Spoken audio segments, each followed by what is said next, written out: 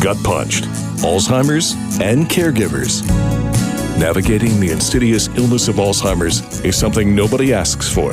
The disease sneaks up on you and your loved one, and it feels like you've been sucker punched in the gut. Then you ask, where do we turn for help? Who do we call? What do we do?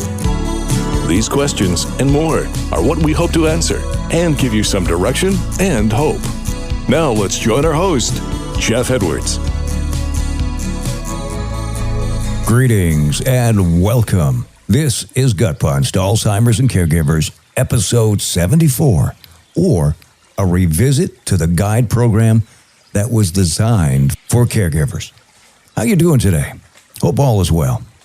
Boy, what a strange week it's been for me, especially with electronics, when these big companies rely on AI, bots, and chat, and then they refer you to the other company, who then refers you back to the other company, and around we go. It's like wasted days and wasted nights. Wasn't there a song with that name years ago? Oh, well. Oh, wait, that's a song title, too. And yeah, Around and Around was a Chuck Berry song, also done by the Rolling Stones. Okay, let's get on with it.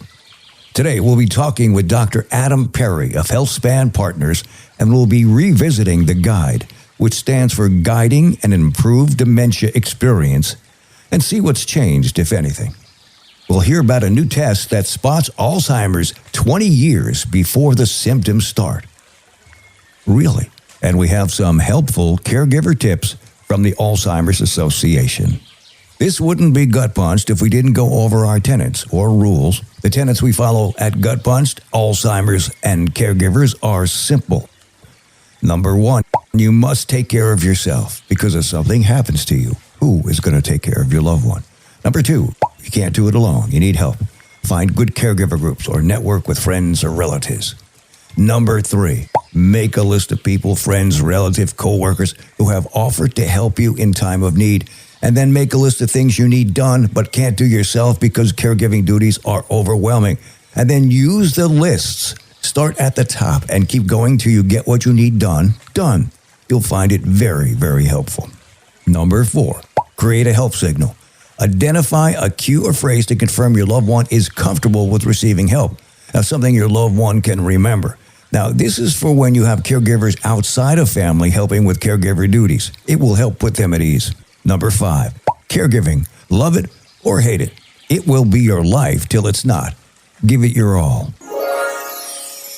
If you like what you hear, subscribe to the podcast. Please leave us a 5-star review and help us grow and share this podcast with others who have someone who has a family member or friends who are dealing with a loved one who has Alzheimer's or any type of dementia, that you would let them know about this podcast.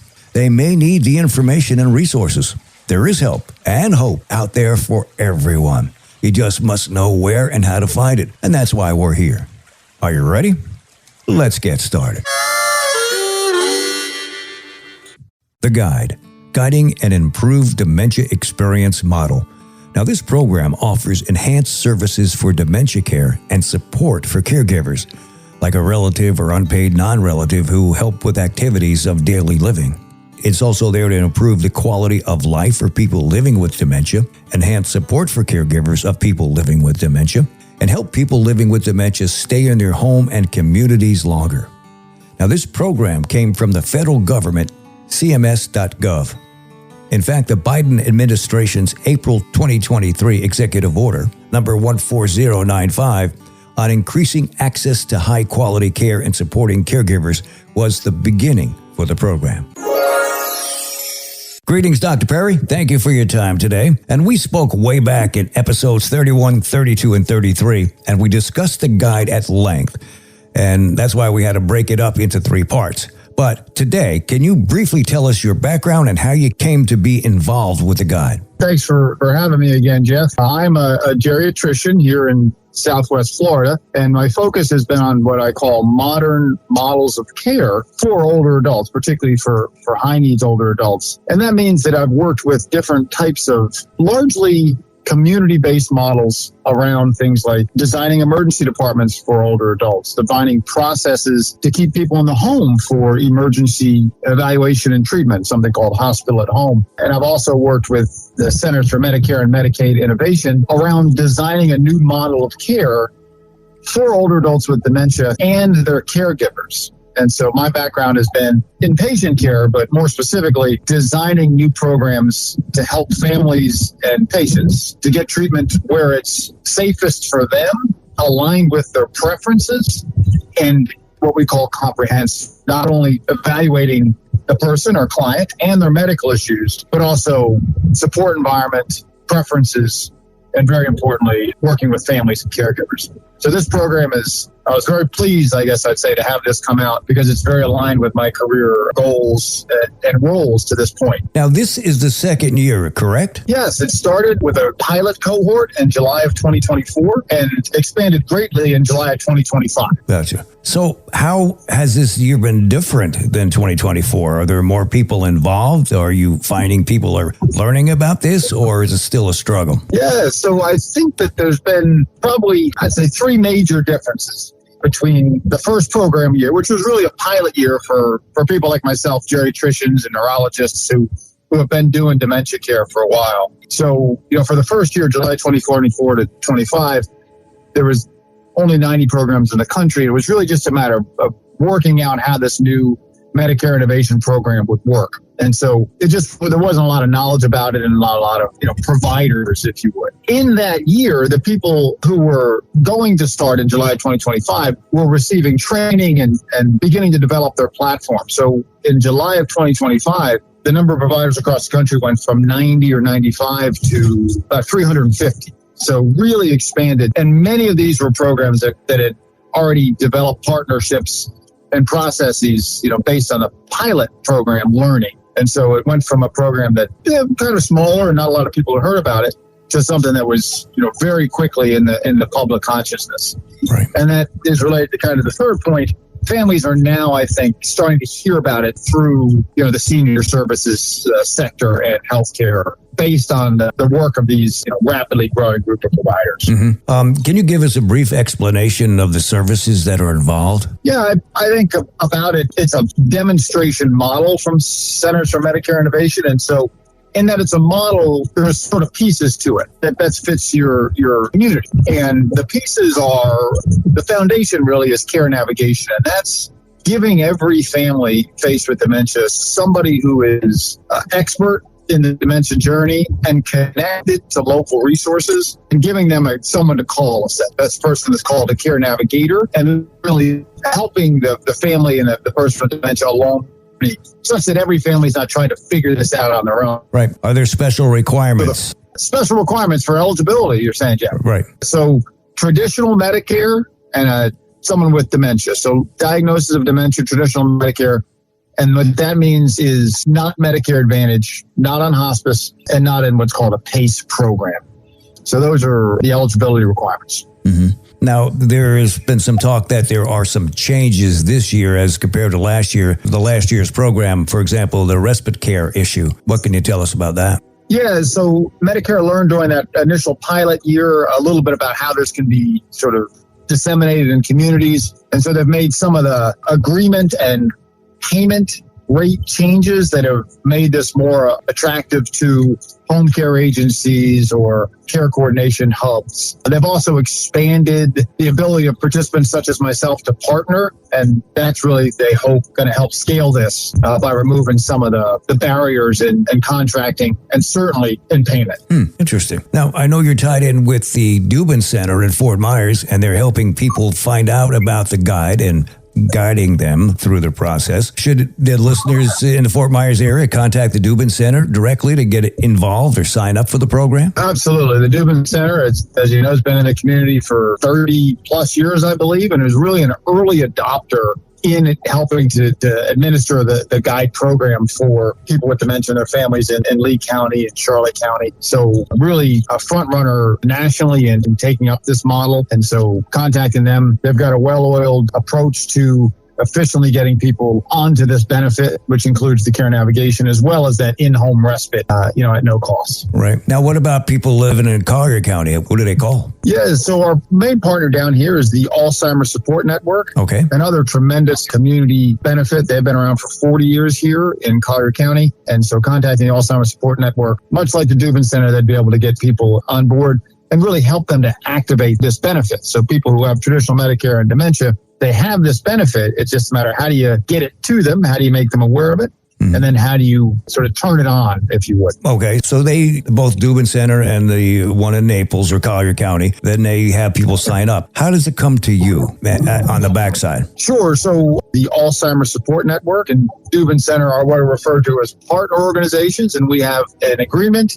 And these teams have had the training that's required to sort of administer the guide model. And so they'll get referrals or their own clients or through their own outreach, activate the benefit for people. It takes about 4 weeks for Medicare to activate a benefit. And then as the geriatrician administer the program, our team works with the care navigation team to deliver the benefit and the multiple pieces of the model and to make sure that it's done in the way that the innovation unit has required. Gotcha. Now, so they don't have to call you directly. They can go through one of these organizations. Absolutely. This program is designed to work through partner organizations because in their wisdom, Medicare has realized that it's hard to reach families with dementia. And as people go through the disease and the life space is smaller, working through care navigation, home care, home health, provider groups becomes an important avenue to reaching into the homes and helping our families. That's good to know. That's something I didn't know, how the back end work. Well, I know you're busy and we appreciate the time you gave us today to help us bring this amazing program to the listeners. It's called The Guide. Check it out today. And how can listeners contact you if they need to? Give me a phone number and a website. So our group is called Health Span Partners of Southwest Florida. And so our website is HealthSpan SWFL. That's like Southwest Florida. HealthSpanSWFL.com. And that's the best way to reach us. We've got a page on our website that helps people to check their eligibility. And then we can put them in contact with Care Navigation Hub, depending on what county they're in. Collier, Lee, Charlotte County. I'm so grateful for the opportunity to talk to you and to your listeners. There's likely 30,000 people or so in Southwest Florida who are eligible for this benefit, and I'm just grateful to have the opportunity to help to get it to some of those families. Well, we appreciate your time, and unfortunately, the government doesn't give you money to help market it. They expect people just to find it themselves, but that's neither here nor there. But we want to thank you. That's a good point, yes. It would really help, but many thanks for your time today, Dr. Perry. Wonderful speaking with you. Always a pleasure, and really appreciate the opportunity to engage your audience. Thanks much, Jeff. We'll be right back to Gut Punched, Alzheimer's and Caregivers. Are you the caregiver for someone living with dementia? You're not alone. I was a caregiver for my wife for 10 years, and it was a lot of work. I'm a caretaker for my wife who has Alzheimer's. I'm a caregiver of my husband that has CTE, and it's incredibly challenging. The Dubin Center in Fort Myers has been offering free educational classes and support since 1995. The Dubin Center has helped me exponentially with so many questions answered. It's just been great. This is Gut Punched, Alzheimer's and Caregivers.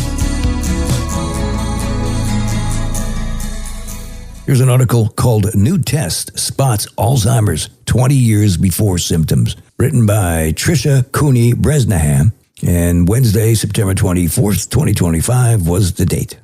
A U.S. company has developed a groundbreaking test that may be able to predict Alzheimer's disease and other neurodegenerative conditions decades before symptoms appear.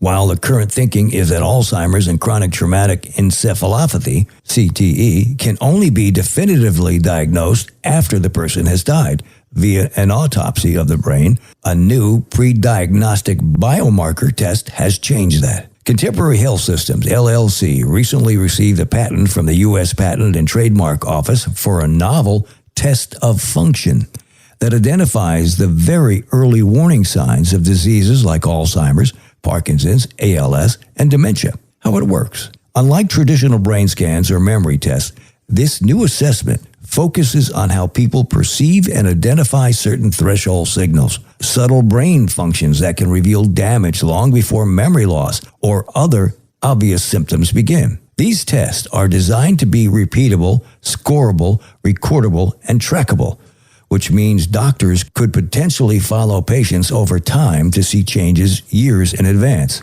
And why it matters. The company says the tool can detect problems up to 20 years before symptoms appear, offering a chance for earlier prevention, intervention, and research.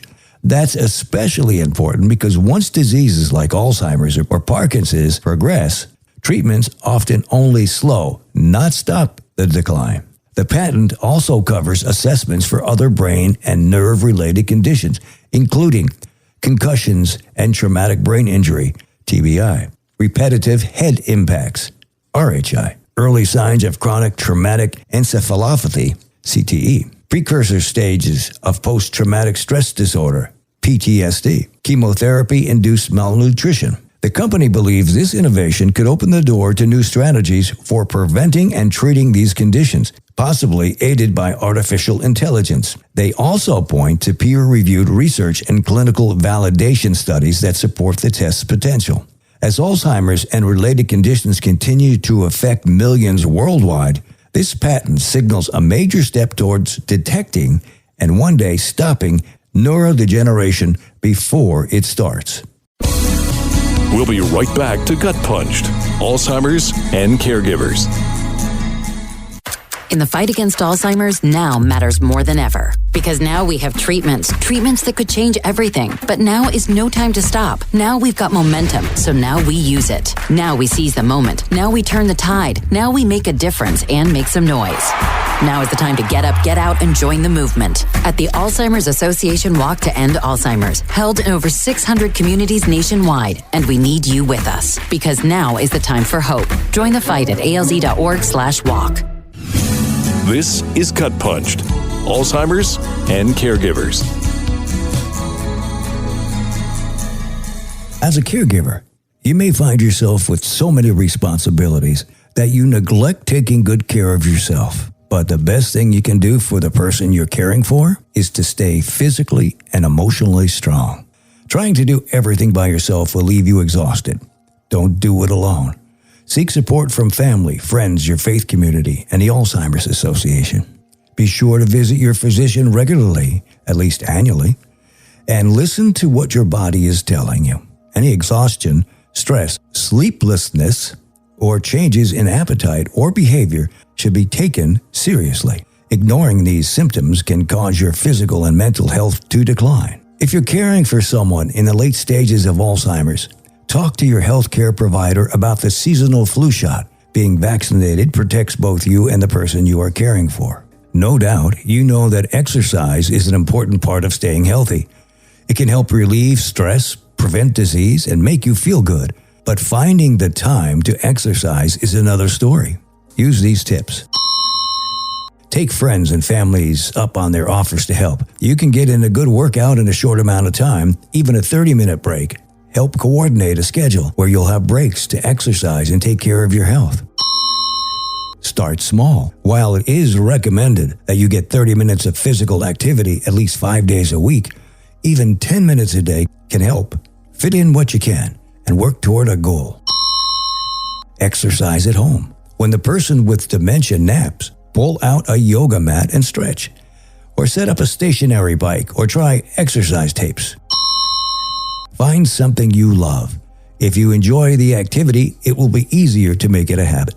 And there are also many ways you can be active with a person with dementia. And here are a few ideas. Take a walk together outside to enjoy the fresh air. Go to the mall and take a stroll indoors. Do seated exercises at home. Dance together to favorite music. Garden or do other routine activities that you both enjoy. You gotta eat well too. Heart-healthy eating patterns are good for overall health and may help protect the brain. Though no single diet is best, try to limit your intake of sugar and saturated fats and make sure to eat plenty of fruits, vegetables, and whole grains. Try new recipes and involve the person with dementia. Need ideas on how to go healthy? Try these resources. Nutrition, tips for improving your health. And that's from the American Academy of Family Physicians. Eat Right Nutrition Tips. And that's also from the Academy of Nutrition and Dietetics. And here are 5 tips to help you cope. Number 1, manage your level of stress. Stress can cause physical problems, blurred vision, stomach irritation, high blood pressure, and changes in behavior, irritability, lack of concentration, change in appetite. Note your symptoms and discuss with a doctor as needed, and try to find relaxation techniques that work for you. Number 2, be realistic.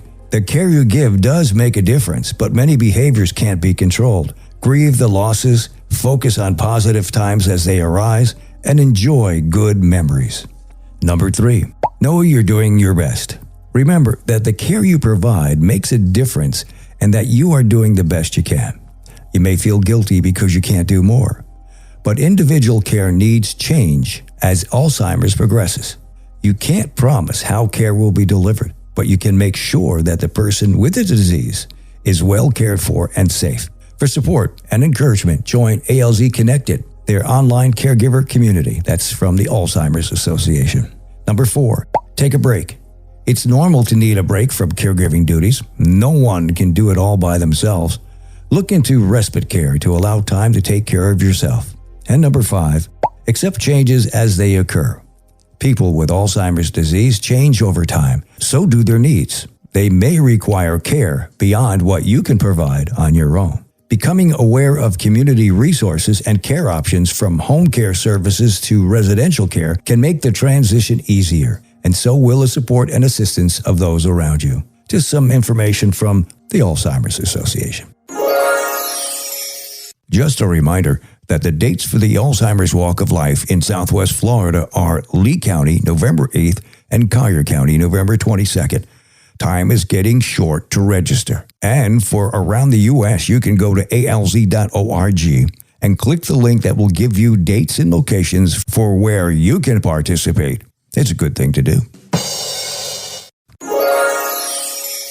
For more information, reach out to the Dubin Center at dubincenter.com. And you can check out the Alzheimer's Support Network at alzsupport.org/about-us. And to find your local chapter of the Alzheimer's Association, you can visit or call their toll-free hotline at 1-800-272-3900.